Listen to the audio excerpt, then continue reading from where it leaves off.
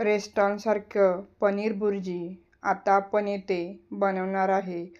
पनीर भुर्जी बनवण्याच्या बऱ्याच वेगवेगळ्या पद्धती आहेत. या पद्धतीने पनीर भुर्जी एकदा नक्की बनवा.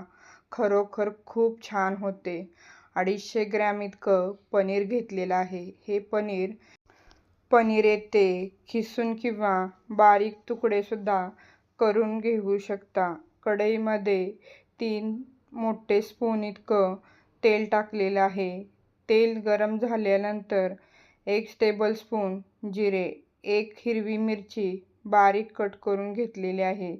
हिरवी मिरची आणि जिरे छान भाजल्यानंतर 3 मिडियम आकाराचे कांदे बारीक कट करून घेतलेला आहे. हा कांदासुद्धा छान सॉफ्ट होईपर्यंत मिडियम गॅसवरती भाजून घ्यायचा आहे. हा कांदा अजून एकदा मी छान असा मिक्स करून घेतलेला आहे. मिक्स केलेला कांदा सॉफ्ट झालेला आहे. यामध्ये लसूण आणि आल्याची पेस्ट 1 टेबलस्पून टाकलेली आहे. हे अजून 1-2 मिनटं छान असं मिक्स करून घ्यायचं आहे. नंतर काही वेळ असंच स्लो गॅसवरती ठेवून द्यायचं आहे. येथे हलका असा सोनेरी गोल्डन कलर आलेला आहे. यामध्ये मिडियम आकाराची 1 सिमला मिरची बारीक कट करून टाकलेली आहे. हे 1 मिनिट छान मिक्स करून घ्यायचं आहे. आता येथे आपण पावडर टाईप मसाले टाकणार आहे. 1 टेबलस्पून धना पावडर, अर्धा टेबलस्पून हळद, 1 टेबलस्पून जिरे पावडर, 2 टेबलस्पून काश्मीरी लाल तिखट. काश्मीरी लाल तिखटमुळे कलरही खूप छान येते आणि पनीरसुद्धा छान असं तयार होतं. हे सर्व मिक्स करून घेतलेलं आहे. मिडियम आकाराची 2 टमॅटो बारीक कट करून यामध्ये टाकलेली आहेत. हे मिक्स करून घ्यायचं आहे. हे मिक्स करून झाल्यानंतर यामध्ये टमॅटो लवकर शिजण्यासाठी 1 टेबलस्पून इतकं मीठ टाकलेलं आहे. हे मीठ छान मिक्स करून घ्यायचं आहे. मिक्स करून येथे 2 मिनटं झाकून ठेवायचं आहे. इथे 1 टेबलस्पून इतकं बटर टाकणार आहे.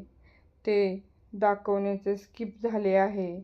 बटर टाकल्यामुळे पनीर भुर्जी अप्रतिम अशी होते. येथे बटर नक्की आणि आवर्जून टाकायचं आहे. हे स्किप बिलकुलसुद्धा करायचं नाही. 2 मिनिटांनी आपण यावरचं झाकण काढून त्याला छान असं तेल सुटलेलं आहे. 1 वाटीभर इतकं पाणी टाकलेलं आहे. यामुळे आपले 2 भाज्या बनवण्याची गरज पडत नाही. 2 in 1 येथे काम होऊन जातं. जर तुम्हाला यामध्ये पाणी जर टाकायचं नसेल तर असेही बनवू शकता. येथे पनीर कद्दूकस करून घेतलेलं, खिसलेलं सर्व पनीर यामध्ये थोडं थोडं करून आपण यामध्ये टाकणार आहे. टाकून झाल्यानंतर सर्व पनीर एकसारखं मिक्स करून घ्यायचं आहे. पनीर येथे एकसारखं मिक्स करून झालेलं आहे. यामध्ये अजून थोडे काही मसाले टाकणार आहे. येथे भाजीचा मसाला 1 टेबलस्पून मी घातलेला आहे. जर तुमच्याकडे किचन किंग मसाला असेल तरी तो यामध्ये टाकू शकता.